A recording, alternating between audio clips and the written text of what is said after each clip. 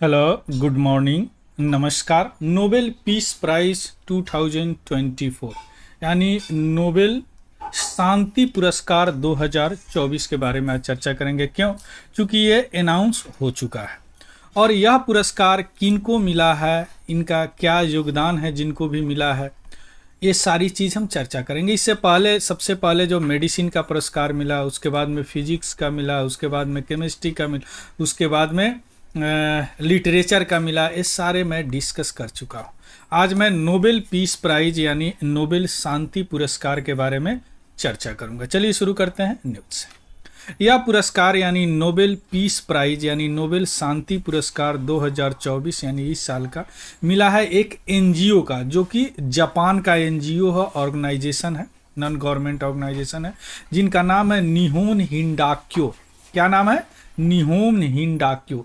इनको यह पुरस्कार मिला है, शांति का पुरस्कार 2024 का।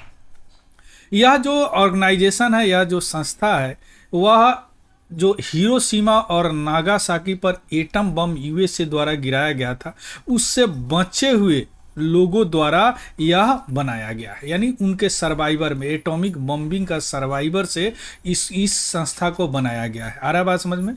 निहान हिंडाक्यो एक संस्था है, एनजीओ है, जापान का है। जो किसने बनाया है? जापान और हिरोशिमा में जो बम गिराया था 1945 में गिराया गया था यूएसए द्वारा, उससे बचे हुए लोगों द्वारा बनाया गया है, सर्वाइवर द्वारा बनाया गया है। यह एक ग्रासरूट मूवमेंट है, यानी ज़मीनी स्तर पर एक आंदोलन है जो एटॉमिक बम सर्वाइवर है, यानी एटॉमिक बम गिरने के बाद जो बच गए उनके द्वारा, जो हिरोशिमा और नागासाकी जापान में गिराया गया था। अब जो लोग बचे हुए हैं जापानीज वर्ड में, जो लोग एटॉमिक बम से बच गए, जापानीज में उसको हिबाकुशा बोला जाता है। इसीलिए इस ऑर्गेनाइजेशन को हिबाकुशा भी बोला जाता है। हरा बात समझ में?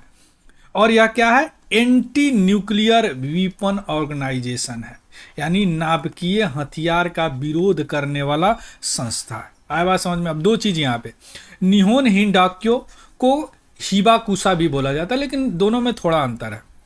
हिबाकुशा क्या होता है? हिबाकुशा उन लोग को बोलते हैं जो कि हिरोशिमा और जापान पर एटॉमिक बम गिरने के बाद में बचे हुए लोग बोलते हैं। ये बचे हुए लोग ने एक संस्था का निर्माण किया जो कि न्यूक्लियर वीपन का विरोध करे, उसको बोला गया निहोन हिंडाक्यो, और इसको यह मिला है पुरस्कार। किस चीज का पुरस्कार? Nobel peace prize. क्लियर? 1945 में देखिए, जब एटम बम गिराया गया था, कहाँ पे? जापान के हिरोशिमा और नागासाकी पे। तो उससे जो मर गए वो तो मर गए, जो बच गए उन्होंने यह संस्था बनाया, जो बचे हुए लोग को जापान में हिबाकुशा बोलते हैं। क्लियर? अब सवाल उठता है कि क्यों इनको मिला। देखिए, यह जो अचीव कर लिए कि वर्ल्ड फ्री न्यूक्लियर वीपन, चूंकि 1945 के बाद अगले साल 80 साल होने जा रहे हैं ये हिरोशिमा और नागासाकी में बम्बिंग में, 80 साल में कोई न्यूक्लियर हथियार कोई देश किसी देश के खिलाफ इस्तेमाल नहीं किया है ना। तो वर्ल्ड फ्री ऑफ न्यूक्लियर में इनका प्रयास है कि पूरे विश्व को न्यूक्लियर फ्री बनाया जाए। क्लियर? इसके अलावा ये कैसे करते हैं या ये अचीव कैसे करते हैं, इनका हथियार क्या है? विटनेस टेस्टिमोनी, यानी सर्वाइवर लोग, जो गवाहों की गवाही बोलिए इसको हिंदी में, कि सर्वाइवर खुद जाके बोलते हैं कि देखो हमने यह सर्वाइव किया है, इस एटॉमिक बम में कितने को रेडिएशन प्रॉब्लम होगा, कितने को बहुत सारी प्रॉब्लम है, वो जाके बताते हैं। तो that is called witness testimony. और वह बताते हैं कि देखो कितना कैटास्ट्रॉफिक इफेक्ट होता है न्यूक्लियर वीपन, कितना भयंकर प्रभाव होता है या न्यूक्लियर वीपन का, कितना विनाशकारी प्रभाव होता है न्यूक्लियर वीपन का। तो विटनेस टेस्टिमोनी यानी गवाहों की गवाही, खुद गवाह है और फिर गवाही दे रहे हैं कि देखो इससे कितना परेशानी होता है ना। तो जो टेस्टिमोनीज है हिबाकुशा का, हिबाकुशा समझ गए ना, बचे हुए लोग हैं वह हिबाकुशा, वह एडुकेट करते हैं, शिक्षित करते हैं पीपल का पूरे दुनिया में घूम घूम के कि देखो इस एटम बम का इनकम्प्रेहेंसिबल पेन है, यानी अतुलनीय पीड़ा और सफरिंग, अतुलनीय दर्द और सफरिंग यानी पीड़ा है न्यूक्लियर वीपन के। क्लियर?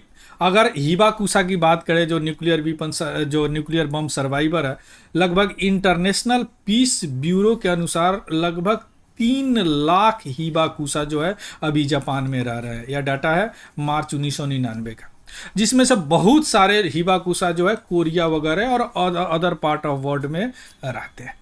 क्लियर। तो इनके लिए इनको दिया गया कि यह पूरे दुनिया में एक अवेयरनेस फैलाते हैं, एक विटनेस टेस्टिमोनी के द्वारा, इन गवाहों को गवाही के द्वारा कि भैया न्यूक्लियर वेपन कितना खतरनाक है। इन्हीं के लिए इनको नोबेल पीस प्राइज दिया गया है।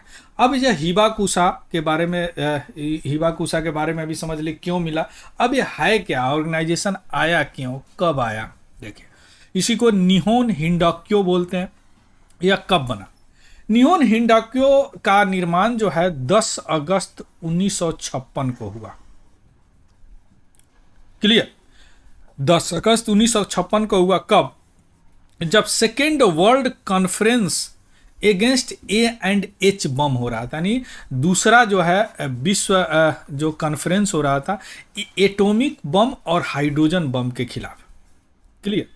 वर्ल्ड कॉन्फ्रेंस एक्चुअली बिगिन हुआ 1955 में। कब हुआ या क्यों हुआ? चूंकि 1954 में यूएसए ने हाइड्रोजन बम को टेस्ट किया। देखिए, न्यूक्लियर रिएक्शन हम कई जगह बताए हैं, 2 तरह के होते हैं। एक होते हैं न्यूक्लियर फ्यूजन, एक होता है न्यूक्लियर फीजन, नाभिकीय विखंडन, नाभिकीय संलयन।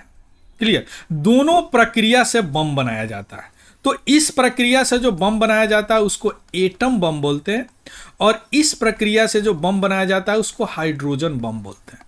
दोनों बहुत खतरनाक होता है। अगर दोनों में कंपेयर करें तो इससे ज़्यादा ये खतरनाक होता है। लेकिन आज तक यह बम का इस्तेमाल नहीं किया गया जिस तरह इसका नागासाकी वगैरह पे किया गया, नागासाकी हिरोशिमा पे, है ना। तो दोनों क्या है, एक न्यूक्लियर हथियार है, नाभिकीय हथियार है, न्यूक्लियर बम है, या एटम बम है, या हाइड्रोजन बम है। इसलिए दोनों के खिलाफ, दोनों के लिए कॉन्फ्रेंस हो रहा था। या क्यों? चूंकि यूएसए ने हाइड्रोजन बम को भी टेस्ट कर लिया था। उसी समय या निहोन हिंडाक्यो का निर्माण हुआ सर्वाइवर के द्वारा कि भैया आप तो हाइड्रोजन बम भी टेस्ट कर रहे हो, तो इसका तो प्रभाव और खतरनाक होगा। और ये अचीवमेंट केवल यह नोबेल शांति पुरस्कार नहीं है। 2010 में निहोन हिंडाक्यो को पीस समिट अवार्ड भी मिला था फॉर सोशल एक्टिविज्म के लिए। क्लियर। कहाँ पे? 11 world summit of Nobel peace laureates में, जो नोबेल पीस के जो लॉरेट्स है उनका वर्ल्ड समिट होता है, 11th वर्ल्ड समिट में इनको मिला था। तो आप समझ गए, यहाँ पे कई कीवर्ड आप समझ, निहोन हिंडाक्यो, हिबाकुसा एंटी न्यूक्लियर वीपन ऑर्गेनाइजेशन है जिनको पीस प्राइज मिला है, नोबेल पीस प्राइज। क्लियर। इसका पीडीएफ हमारे Telegram channel Tiwari general study से आपको मिल जाएगा, वहाँ से देख लीजिएगा, उसको भी ज्वाइन कर लीजिएगा। अगर इन्फॉर्मेटिव लगे तो प्लीज़ लाइक, शेयर और सब्सक्राइब जरूर कीजिएगा। कोई अगर डाउट हो तो कमेंट सेक्शन में बताइएगा। So thank you, have a good day and happy learning. Thank you very much.